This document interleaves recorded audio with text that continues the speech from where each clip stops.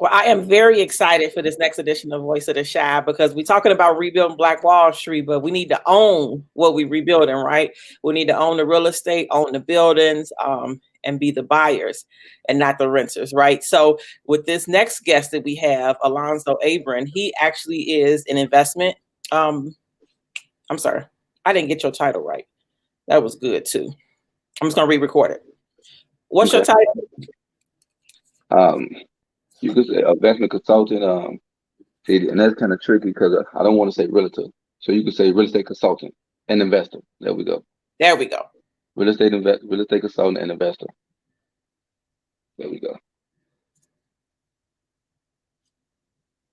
Because I did, that was one of the questions that I had about how you want to position yourself as far as being a realtor, because of course you still want people to give you their listings.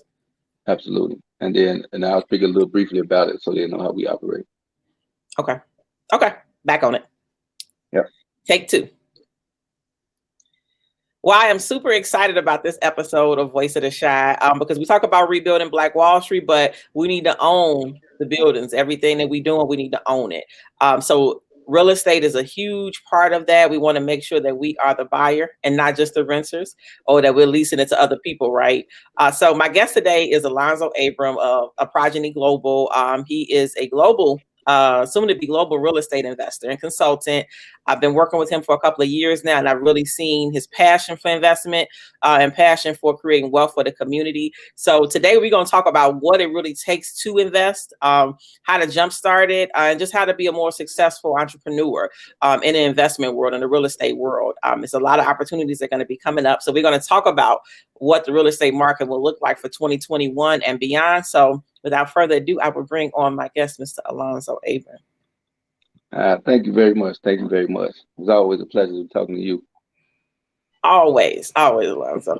We could talk for hours, but Absolutely.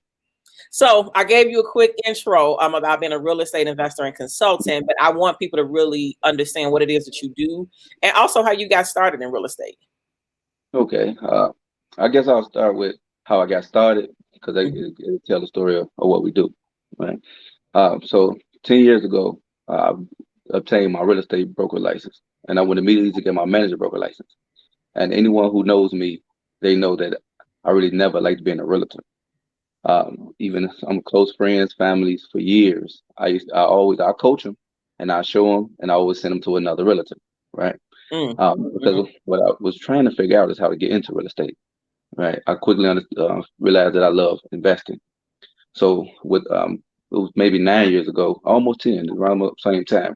So pretty much immediately after I got my real estate broker license, I got into buying properties, rental properties. And we all know that was right after the crash. So you saying we was having properties that was so cheap. I wish they was like that right now, right? Absolutely.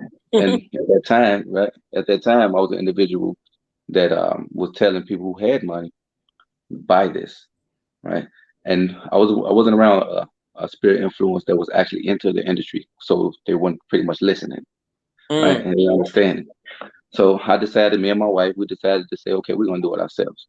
So we purchased our first house in Harvey. It was for $11,500, and Wow. then we end up putting like almost 12, 13,000 into the thing, right? And we still have it to this day, written, right? So it's a rental property. It's a rental property, right? Okay. So we decided to just continue doing that, right? So we use the money we was getting from the brokerage, from being an agent, and continue buying those rental properties. And then we end up start selling those rental properties. So then we quickly understood how it goes. Every property that we had, we end up being a general contractor on for our own property, even though I'm not a general contractor and I don't work in that capacity, right? And I'm saying that because for years I always had individuals ask me to be the general contractor, but that's not what we do, right? And it took a while to realize what do I do, right? So on the journey of buying, fixing them, renting them, and selling them, I quickly, I think it was 2015. I joined the CCIM, and I started understanding the difference from residential and commercial. Okay, can you say that you joined what? CCIM. Well, CCIM is an organization for real estate professionals who practice commercial real estate in many different capacities. Gotcha. Right? And so the learning platform is amazing, right? And it taught me a lot. So while I was in this residential, trying to figure out how to grow, In commercial, it's night and day. The rules are night and day. The laws are night and day. The money is night and day. So I immediately suck in a lot of information and a lot of knowledge from that, and I adjusted my investment strategy. Me personally, at the moment, I like multifamily for said reasons. As far as with me, it's more of a you could buy 10 houses and you could buy them all through the city, through the suburbs, or you could buy one building. And so when you scale up, price your expenses scale down. So once I realized that, even at this moment, we're adjusting. Me and my wife, we're adjusting our portfolio to go more into multifamily, more as an investor. So me getting into that, A Project Global was always a dream, right? We've been planning this for 7 years. We've been planning it, working on it for 7 years. The global part of it was always because we wanted to do business in Africa. And then so happened we didn't know how we was gonna obtain that dream, right? But over the last few years, we was blessed to meet certain individuals and certain organizations, and one in particular, Kiana, actually you on the board of the organization also now, which is wonderful, right? It's going Yes. to help that dream become more of a reality. And this organization is the African Chamber of Commerce of Chicago, and the founder, his name is Olivier Kamanzi, and he created Rwanda stock market, right? So, and it was funny Powerful, how powerful. powerful, extremely powerful. Yeah. And it was funny how I came across it because of my corporate attorney, which name is Aprogeny. All right. And I heard her and her partner on WBON one day when I decided to take A Project Global as far as physically, documentation wise, seriously, right? And I called and I was like, I want you guys to be my corporate lawyer, right? And it's helped me file my art of corporation and yada, yada, yada. And we quickly became real good friends and business associates. And she one day she asked about going to Africa. And it was like, she said, you always want to go to Africa, right? And I'm like, yes, I do. I did. And then she was like, well, we have an event going on in Cape Town. And I talked to my wife. Wife said, go ahead, make it happen, Wow. right? So when we get out there, I had the pleasure of meeting a lot of individuals. We actually threw a nice little get together afterwards, a networking event afterwards that was very successful. And when I got back, that's when she introduced me to Olivier, and this Africa thing became more of a reality, right? Because she's actually the vice president of the chamber. So now, from that point of view, okay, now it's time for A Project Global to institutionalize, right? So what we decided to do from then is we put our work in phases. So we just had a Project Global. The phase one was again as a physical location, right? And Yeah. then the phase, so you got to work. I'm a very strong believer in systems. So we had to create the systems. It's like, how do you attract anybody, whether you come to work with A Project Global inside or be an affiliate, right? How do I get Kiana to take Lonzo serious, right? If you come just with a dream, but then 2, 3 years later you got that same dream and then move, it's like, okay, Kiana's a moving and shaking now, So how All you? day long, right? Yeah, absolutely. So what we did was focus on the systems. We had to have a location. We call it our starter systems, which all the tools that we need, and that list can go on and on. And then we go on to building the team, right? From the beginning of A Project Global, and I would say, yes, it was like, okay, I got to bring up my wife, right, in this part because she was instrumental when it comes to us getting to this level. When it comes to fix and flipping, right? Every property that we had that we general contracted, she was always the one who interior designed everything. And if anyone have seen the property we have done, they know exactly what I mean, right? And she has the natural talents to make these houses beautified, right? So she handles all of the design for even the office. The office is nice. She handled all the design for all of our properties, right? So with that dream, it's always been her dream to scale up. So my thing is, we have friends and other associates that always say, Lonzo, why haven't you scaled up when it comes to fix and flip within this last year and a half, 2 years? Because what I did was we paused. We paused all purchasing of rentals. We paused all fix and flipping just to get a system in order because it was a difference. And I keep bringing up this system, and it's not. I'm hoping I'm off track a little bit, but I got to talk about the systems because that's what matters, right?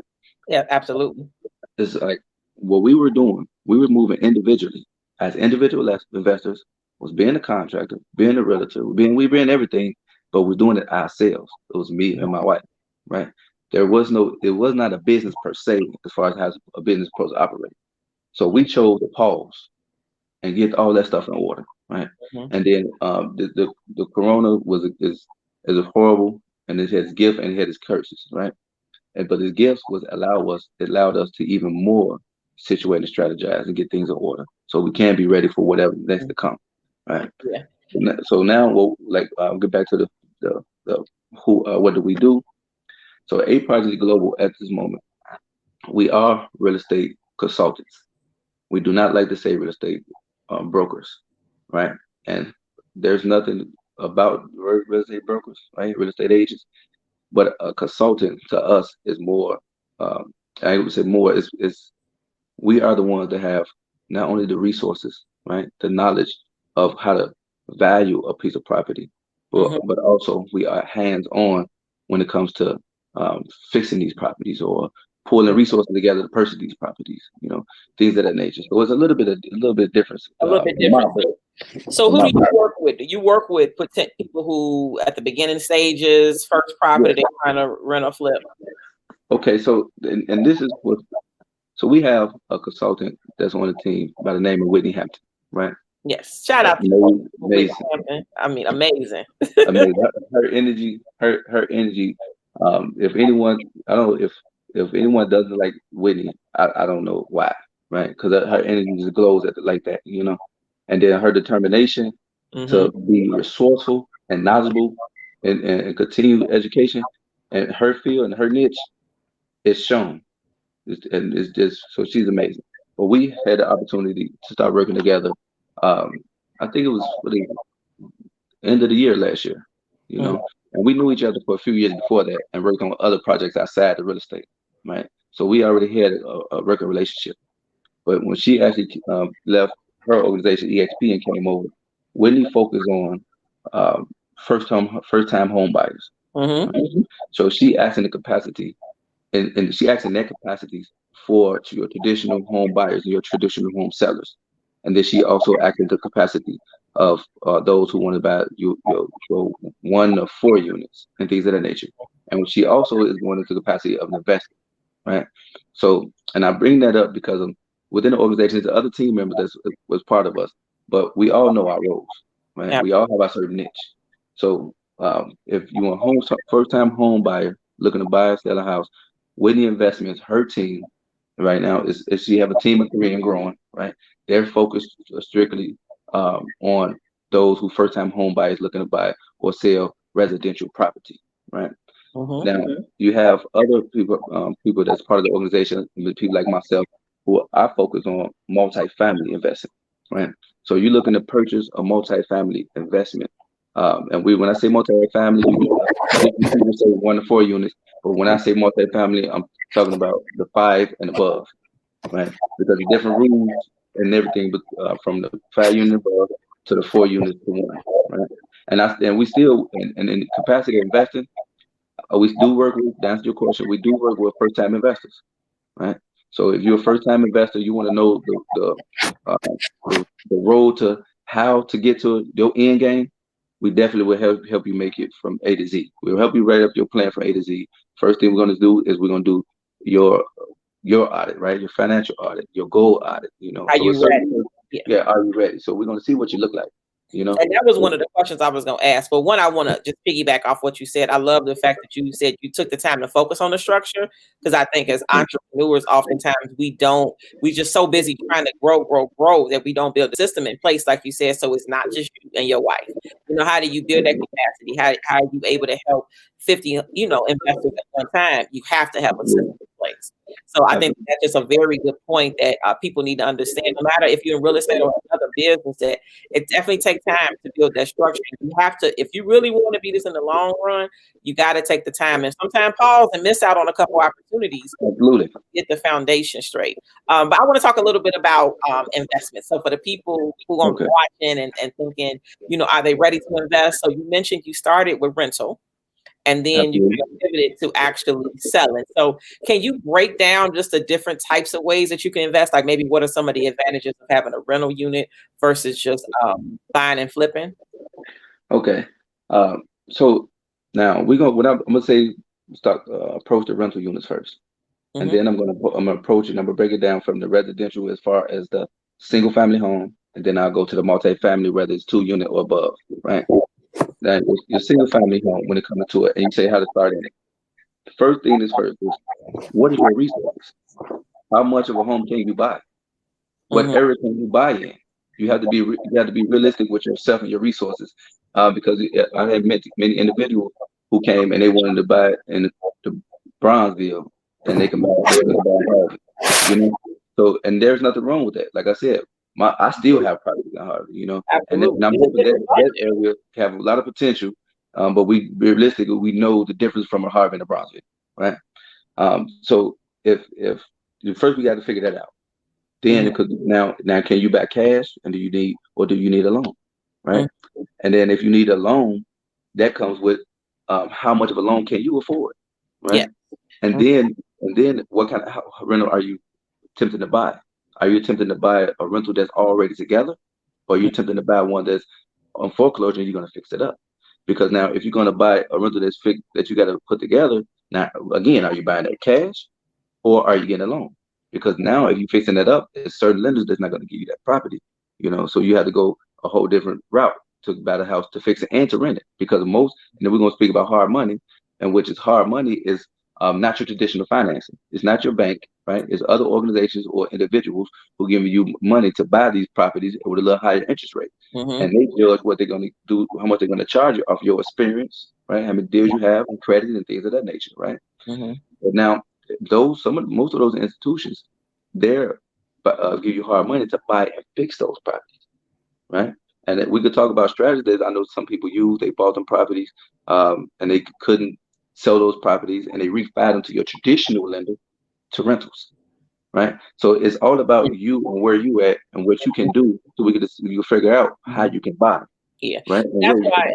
I think when you talked about it early on, you got to find the right mentors. You got to work with companies like yourself to make sure that you're doing it the right way. I think sometimes people try to jump off on their own to keep all the money, but you make more money in the long run because you avoid some of the mistakes and errors.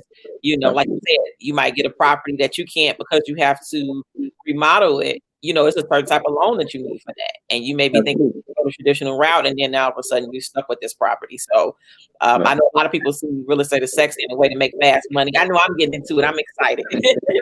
um, Yeah. but Yeah. it definitely is something that you have to be ready for and you got to do your research on. Yeah. I wanted to ask you, so like you mentioned COVID, of course, the impact. I've seen, it seems like realtors and people are popping up everywhere, selling homes and doing everything. So what do you Mhm. think about the current real estate market? You think it's an opportunity to buy right now? Or I know that's the question Okay. everybody asks. And so like everybody got their own personal professional opinions, right? Hmm. Okay, so mine might be different from me, the next guy, right? So to me, at the moment, depends where you're looking from, right? So investor point of view, me, any project that I have to that I go for at the moment, they have to have extra cushion in it, Hmm. right? Because first of all, to me, the market is overinflated because everything that's going on politically with this, even with COVID, which is even with the financial institutions, always from the Fed on down, right? Federal Reserve on down. So you have properties right now at the moment, we're seeing properties that people have sent offer price way over the listing price, right? So and then the inventory is not there either, right? So that's further increasing the value of these homes, right? Hmm. Then COVID have the court system frozen, but the reason that's important because stuff like, and I'm gonna make it this as an example, tax sales, right? Your usual tax sales is getting are frozen at the moment, right? And to some individuals, that's a blessing because some people are actually losing their properties because of the taxes, and they because of COVID, they froze people from buying taxes at the moment. So it gives those people time to Yeah. recover, Hmm. right? And then on the investment point of view, right, the investors cannot buy those taxes, which further decreasing the inventory that's in the market, right? So if that's happening through the taxes and through the courts, imagine what's happening with the foreclosures. They frozen too, Hmm. right? So that's further increasing the value of these properties, right? Hmm. So imagine in the future when all of that stuff is let go, right? Hopefully, there is not a lot of damage when it comes to people losing their homes, but realistically, it's a cycle. That's just how it goes, right? So Hmm. at the moment, it's one of those for me personally. It's one of those get situated, get your resources, get your financing in order. If you do invest, make sure you have a lot of cushion because you never know what's going to happen. Just think about when COVID. once COVID hit and they shut everything down, a lot of people using hard money, and hard money froze. And some of those people, they froze in the middle of their deal. So now Mm, they got these projects that they can't finance, right? So wow. you have to be real careful with what you're doing at the moment. So now the homeowner, at the moment, this is what I will talk. This is what I tell to homeowners. Why are you moving? Why are you Mhm. looking for somewhere to stay right now at the moment? Do you have a place that you comfortable at the moment? Right? And if they are, great. I'm not gonna say don't move, but you look for what's the motivation, because you Mhm. will be paying a higher price for that home Move somewhere. usually, right? In the past, and this is naturally how to go, right? You Mhm. are paying at the top of the market. Is it going to increase even more? Time will tell, right? We'll see what's going on with all the inflation stuff, right? Because that's one of the major parts of it. But Mhm. right, no one All could this really money that predict they the future. push into the economy got to be paid for some type of way. Absolutely, absolutely. So there's no predicting the future, but you can look at the statistics and try to see where it's going. You can look at the rulings and try to see where it's going. Right? Where's inflation going? Right? What are they going to do? And I'm from what I'm understanding, they plan on leaving the interest rate lower for the foreseeable future, which make it still easier for homeowners to buy those houses. So if you're a homeowner, and one of my advisors actually told me, Lonzo, if you want to buy a house and it's for you and your family, buy the house, right? Mhm. If this it's not for your investment, and this is somewhere you're gonna be, don't worry about it. Buy it, because the interest rate is lower. So your mortgage rate is gonna be locked in a lower mortgage payment. So that's one of the reasons definitely to get involved if you're a homeowner, right? Mhm. And go back to the investor, you just got to make sure there's enough room for any mistakes, and Yeah. you're definitely getting top dollar at the moment.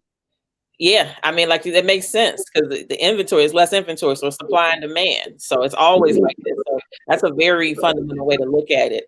It looks like we have our collaborative partner, and I guess shown up that you were speaking so highly of, Miss Good Whitney. stuff. Good stuff. Good Good morning, morning. Whitney. Good morning. Good morning. How you doing? I am wonderful. How are you guys? Wonderful, wonderful. We are doing awesome. So we just been talking real estate. We've been talking investing. Just talking about the different things that Aprogeny Global does.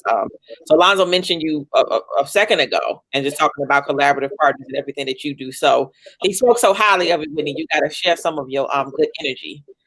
Awesome, Absolutely. awesome. Well, it's all about collaboration over competition. So it's so important and vital, I think, especially in this world and this time frame, that we recognize we can't do this by ourselves. Absolutely. The things that have happened to us as a community, the way that our communities have been pilfered, it's going to take a long time to fix them if we're not doing them as a team, if we're not doing them as a collective, working together to help rebuild them. So I love even that you're focusing on Black Wall Street, that you're talking about Black Wall Street, because so many didn't even know about our history. Mm-hmm. A lot of times I think we're always talking about the negative, the slavery, the Jim Crow, but understanding that even though our backs have always been against the wall, we have always managed to overcome. We have Absolutely. always managed to figure out a way to excel and to succeed. And now it's our time. It's our generation's time to put that thing on our back and run with it. Mm-hmm. I love it. I That's mean, it. we were talking about building systems, collaboration. These are to me the fundamental things that you need in any business that you need. You cannot do it alone. I always brag on my partner, James Wheeler, who was able to really bring the manufacturing side to WBB. So before that, we were outsourcing a lot of things. I wanted to do it, but it takes shared visions and shared effort because there's only so much that we could do on our own. Absolutely. We were talking about some of these real estate. So, Alonzo, I realized I let you talk about the rental model, but I didn't get a chance to let you talk a little bit about the multifamily and the flipping. So, if you can just kind of go into that, because we want people to think about, like I said, I'm sure it's going to be a boom coming maybe mid 2021 or definitely 2022 of people who want to invest and pick up some of this inventory that's going to be getting on the market. So, they're figuring out which angle they should go with. Okay. So now we're gonna talk about just like we did about the home ownership. I mean, and rentals. You have your residential, your multifamily, right? So you can fix and flip your rentals. I mean, not your rental. I'm sorry, your residential, like we are already doing, right? And please stay tuned to our fix and flip we have coming up. We're gonna start on the December, and we're gonna make sure that we actually use that as an educational piece that people could follow on with. So actually, what I'm saying, we're going to show you, right? But so now you could take your residential home, right, and you could fix it up. Now again, we talk about financing. How are you financing that fix and flip, right? Are you using cash, right? Are you collaborating? We talk about all the time. When Whitney Joint say, ventures, "Hey," those JVs. right? Yeah, when Whitney say, "Hey, Alonzo, I have 100,000." Say, Whitney, I have 100,000 too. We found the property that's not going to our investors because we have integrity. We have people. We have a line that people. When people got Absolutely. right? So when it's our hard. turn, Them good finds. absolutely, it's definitely hard at the moment. But if we talk about how do you finance, are you collaborating or are you using hard money? So that goes the difference. Just like we were saying with home ownership, if you financing that property, how you finance the property is going to depend on your returns, right? Yeah. So we look at it like, okay, you're looking to be an investor to fix and flip a home. How much do you want to see at this property, right? We're going to tell you realistically what's going on. There's no question about that. But we want to see what's your expectation. Then we can tell you what realistically could be done, and you can try to set that target. So, depending on the home, you may say I'll sell 35,000 off the home, right? After all spending 30, depending on you. I know investors who take 25, but they do so many, right? So it all depends on that person and what's going on with them, and we are here to tell them what it realistically is, right? Same with the multifamily. But the thing about the multifamily, we're going to say the multifamily won't afford the moment because I got something special to say about the 5 and over, right? The multifamily piece, the reason that even right now, multifamily is going crazy in the city, right? And around, right? Because you can have these properties, right? And you could buy these properties. Someone could buy and live in a unit, and they get the cash flow out of the three or one for that matter, right? So now you have the opportunity to buy this property, rent it out, and it's paying your mortgage, right? So now you living rent free, which allow you to get other things situated, especially you talking about getting more property, right? Because the first thing is cash flow, right? And I'm gonna give a shout out to Rob Kiyosaki when it comes to that. And you can actually see my books. That's just crazy, right? Yeah, we can see you in the background. The purple, all them purples, that's all Robert Kiyosaki, right?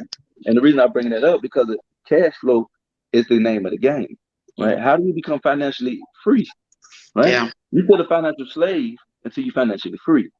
To really become financially free, you need money that comes in on a regular basis without you doing anything, right? The more money you have coming in, when you go to work, there's nothing wrong with going to work.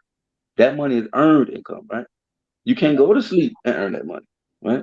You have to, so you have the properties create that cash flow, and that multifamily piece is one of the quick ways to get to that, right? So, and go ahead. I was gonna say, and so we call that house hacking, right? And just to give you a tidbit as far as financing, if you purchase a multi-unit as your first property, you're going to qualify for down payment assistance, and you're going to get that down payment at 3.5%, right? You only have to live in the multifamily for 1 year. And then you can purchase either another multifamily building or a single family and still get it at a 3.5% down payment. This is with FHA or conventional or VA. With VA, it's 100% financed, but conventional or FHA. If you were to do it the opposite way, let's say you said, I want to get my dream home first and then purchase turnkey multi-units, it's going to be a 20% or 25% down payment. Wow. So again, this is why it's important who you're connecting with as far as your team that's helping you to establish your real estate goals, because there are specific ways that you want to do it so that it benefits you the most. And I'm glad that you brought that up, because now what she just identified is two different classes of investors, right? So say, and I'm gonna use us as examples, right? So I may be the one that actually bought that 3-unit, 4-unit, or 2-unit, right? And use, say, my own money, right? Or partner's money. And we might be the one that fixed it up with no intentions of living in this property. We're gonna sell it to Whitney, right? And Kiana's gonna be the consultant that tell her how she can get that FHA loan. So there's two different classes of investors when you speak of that, right? So I'm glad you brought it up to show that. So that was good. That was a good point. That's really good. Yeah, that was great. I did it wrong myself. I got my dream home, my first dream home, but I'm back at it. I'm ready to invest.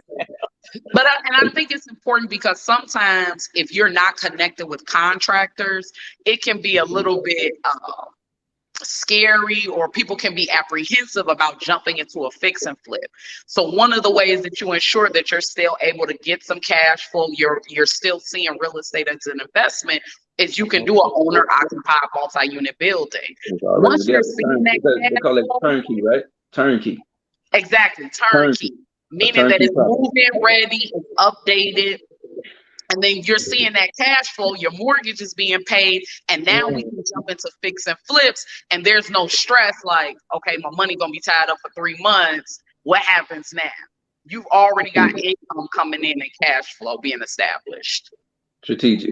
So now it's all about strategic partnerships, and it's all about creating a strategic plan.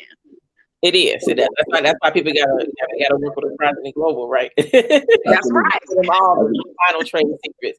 I'm gonna end it on this, Willie. Like, we know the thing is rebuilding Black Wall Street. So we talking about ownership, but what do you all feel? And Whitney, I know you've been doing some amazing work supporting Black entrepreneurs and rebuilding businesses and getting out there when we got vandalized and everything. So what do you all both feel as far as the state of Black entrepreneurs, specifically in Chicago, and of course, what role does real estate play in the rebuild? Okay, so I'm gonna use Dr. Claude Anderson ideology when we talk about this, right? Mm-hmm.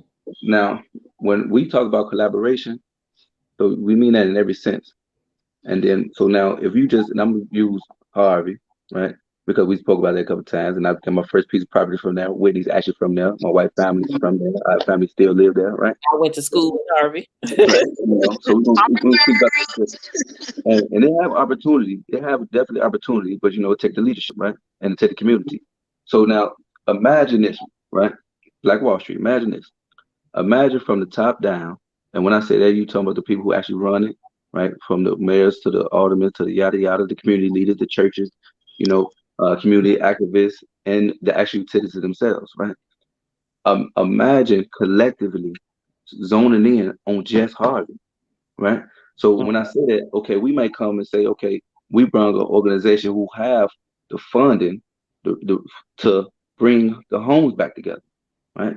So now, and I'm glad I was educating this a few years back ago about when a home when you get a homeowner in a home, not only do that city and the state and the county get those taxes, you get money off the internet, the lights, the yada yada yada. But now what about fixing them properties? You have people in these communities that can fix them themselves also. Spend that money with them. Spend them and have them. Now let's put the money in that pocket. We're going back into their homes, right? Mm-hmm. And then it's like when there's no one. Why would Kiana come work with me if I'm not making it happen, right? Absolutely. So it will be movement within that community that's shown, right? So now the only way one of the ways I really feel that you bring that Black Wall Street back is joining together and moving as a unit. You have to move as a unit in everything that you do, right?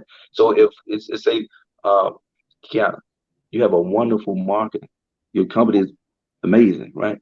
Why would I go anywhere else? Mm-hmm. Say that again. Why would I go anywhere else? There we go. But it's the truth though. It's like, okay, she's great at what she does, right? Mm-hmm. And then say, Aprogeny Global, we're great at what we do. Of course, we are moving forward, and it might be a hole over there, Aprogeny Global. Mm-hmm. If you see that hole, fill it. How about that? Do you know somebody who can fill that hole to make Aprogeny Global better? Yeah. And it's vice versa, So it's like one of those. That's why we love that we in our cultures we don't compete. Why would I compete with Kiana? Mm-hmm. So Whitney decided to say, Lonzo, I want to talk to you because I want to leave and do Whitney's Global, right? Wonderful, Whitney. Now let's talk about how we're going to set up this strategic relationship outside of it. What there's no, that attitude have to go. That's first point. It's a thinking.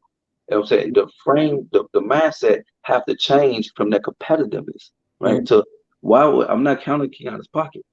Mm-hmm. That's not what I'm doing. I'm not saying that she's better than me or I'm better than her. That's not what we're doing. Mm-hmm. Is that how can we go from the bottom? And then with the kids, the main thing I want Winnie to say something because she be having some amazing words, right?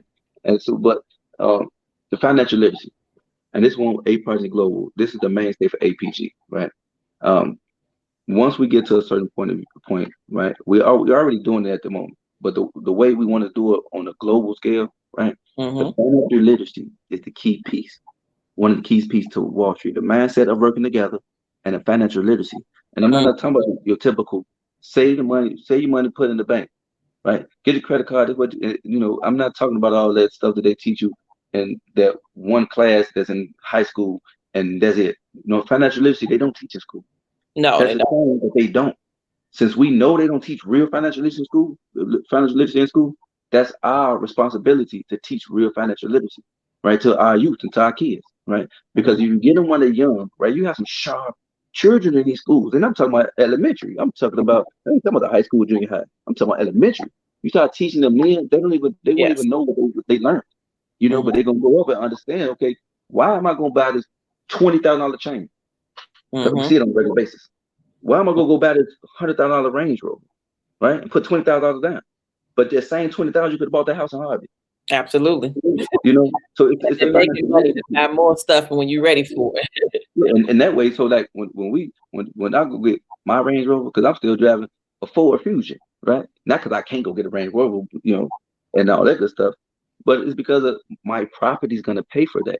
I'm gonna wake up and not even be paying for it, so it doesn't even make a difference. It's gonna make a difference 2021 because I hate buying cars that depreciate, but it's gonna make a difference because of someone else is gonna be paying for that. Absolutely. So I'm gonna let Whitney. What do you think? Can you hear you? Whitney, you on mute. So, can you hear me now? I think ownership is the name of the game, right? We have to own where we live, where we work.